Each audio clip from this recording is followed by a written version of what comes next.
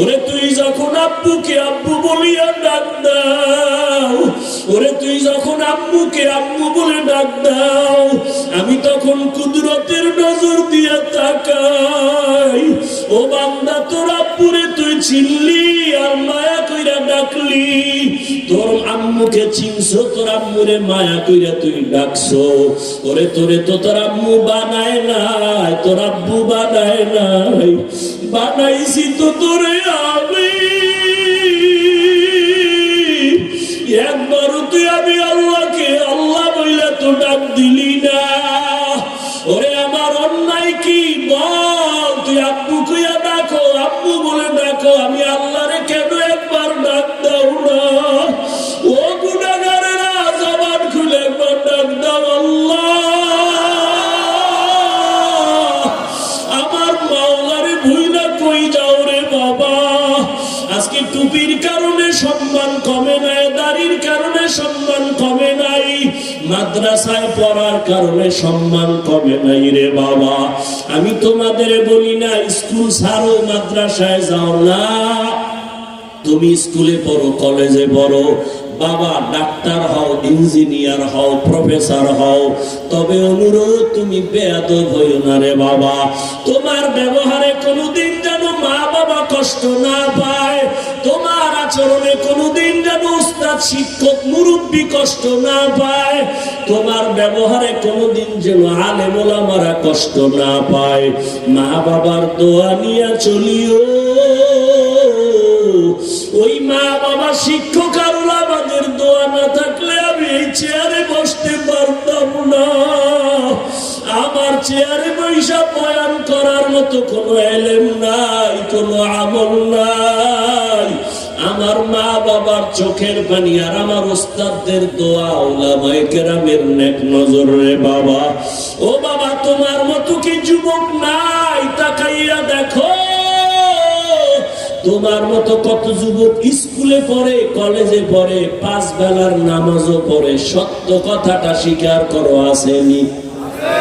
বলো বাবা, তুমি কেন পারো না? তোমার মতো যুবক রাস্তায় গাড়ি চালায়, নামাজ ছাড়ে না।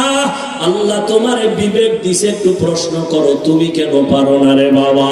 তোমার মতো যুবক র্যাব, আর্মি, পুলিশ, বিডিআরের চাকরি করে, দাড়িওয়ালা নামাজির অভাব নাই। বলো বাবা, তুমি কেন পারো না?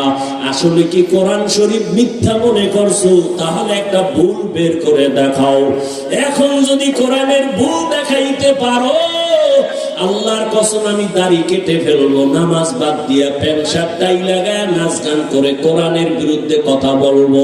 কিন্তু তুমি কেন 1500 বছর পর্যন্ত বহু পণ্ডিতেরা অপচেষ্টা করিয়াও ভুল বের করতে পারে নাই, তুমিও বাবা পারবা না?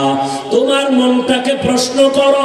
তোমার মতো যুবক নদীর মধ্যে মাছ ধরে, নামাজ ছাড়ে না, কৃষি কাজ করে, নামাজ ছাড়ে না। তোমার মতো যুবক তাকায় দেখো, আজ শ্রমিকের কাজ করে, নামাজ বাদ দেয় না। বলো বাবা, তুমি কেন পারো না? আমার ভয় লাগে, আমার মাওলা বুঝি তোমার উপরে বেজার, মা বাবাই বুঝি তোমার উপরে বেজার। ও বুড়া বাবাজিরা, আপনাদের মতো বুড়ারা মসজিদে গিয়া 5 বেলার নামাজ পড়ে আসে না নাই? আপনারা কেন পারেন না? ও আক্কেলপুরের আম্মা জানেরা, বোনেরা, মাইকের আওয়াজ শুনতেছেন রে মা? ও মা, আপনাদের সম্মান কত জানেননি? আপনারা নবীদের মায়ের মতো মা, সাহাবায়ে কেরামদের মায়ের মতো দামি মা। আপনারা তো আলেম ওলামাদের মায়ের মতো দামি মা। আপনারা তো খাদিজা রাদিয়াল্লাহু আনহার মতো নারী, ফাতেমা রাদিয়াল্লাহু আনহার মতো নারী, আয়েশা রাদিয়াল্লাহু আনহার মতো নারী। আপনারা তো আম্মা জান ও ইসমাঈল নবীর মা হাজরা আলাইহা সালামের মতো দামি নারী, ঈসা নবীর মা মারিয়াম আলাইহা সালামের মতো দামি নারী। বেঈমান ফেরাউন আল্লাহর বড় দুশমন, নিজে গাদ্দারি কইরা আল্লাহর সাথে চ্যালেঞ্জ দিয়া খোদা দাবি করলো। ও বাবারা বলেন, ওই ফেরাউনের ঘরে তার স্ত্রীর নাম কি? ওই বেঈমান ফেরাউনের ঘরের স্ত্রী আসিয়া এত বড় বেঈমানের ঘরে থাইকে আসিয়া আমার মাওলার আশিকা। রহমতের নবী বলেন কিয়ামতের দিন জান্নাতে আসিয়ার সাথে আমার বিবাহ হবে। ও আম্মা জানেরা, আপনার স্বামী তো ফেরাউনের মতো খারাপ না। আপনি কি পারেন না 5 বেলার নামাজ পড়ে দোয়া করবেন, ও আল্লাহ আমার স্বামীর কামাই রুজিতে বরকত বাড়ায় দাও। আপনার স্বামীকে যদি হাত ধইরা মাঝে মাঝে বলতেন, ও স্বামী আমার, তুমি কামাই রুজি করো, আমার আব্বা আম্মার আদর আর মায়া চাইরা তোমার ঘরে আসছি, খাইয়া থাকলেও আসি, খাইয়া থাকলেও আসি, তবে আমার জীবনের তোমার কাছে একটা দাবি, জীবন গেল হারাম অবৈধ টাকা ঘরে ঢুকাইবা না, হারাম টাকা খাইয়া আমাদের রক্ত নাপাক করব না, আমাদের সন্তানদের রক্ত নাপাক করব না। আম্মা জান যদি বুঝাইতেন আপনার স্বামী কোনোদিন হারাম টাকা ঘরে আনতে পারত না। এরে আম্মা জান, এত বড় বেঈমান ফেরাউনের ঘরে থাইকে আসি আমার আল্লাহকে ভুলি না। আসিয়ার জবান থেকে আমার মাওলার জিকিরের আওয়াজ। ফেরাউন কাসিয়া, তুমি কার নাম লইলা? বলে আমার রবের নাম। বলে আমি তো মিশরের খোদা, তুমি কোন খোদার নাম নিলা? আসিয়া কয় তোমারে যিনি বানাইছেন তিনি আমার রব। ফেরাউন বলে ছেড়ে দাও, আমারে ডাকো। কয় না। এইবার ফেরাউন অত্যাচার শুরু করলো।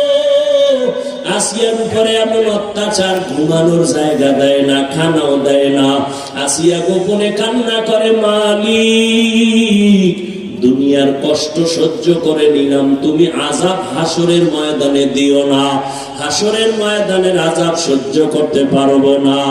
আসিয়ার বিরুদ্ধে সর্বশেষ ফেরাউন ঘোষণা দিল, আসিয়াকে শুলিবিদ্ধ করা হবে, ফাঁসি দেওয়া হবে। হাজারো মানুষ ময়দানে হাজির। খোদা ফেরাউনের